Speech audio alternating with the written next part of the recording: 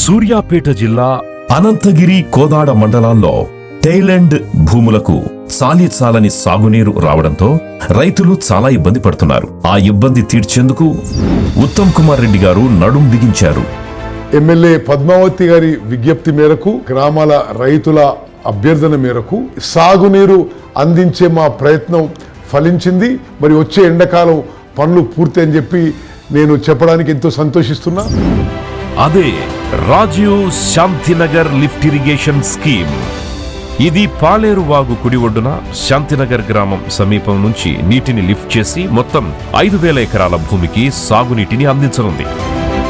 అనంతగిరి మండలం గుండ్రియాల, బొజ్జగూడెం తండ, శాంతినగర్, మొగలాయికోట, లక్కవరం, తిరువన్నారం, కోదాడ మండలం, నల్లబండగూడెం, చిమిరియాల, తమ్మరబండపాలెం, కొత్తగూడెం తదితర గ్రామాలు జలకళను సంతరించుకుంటాయి.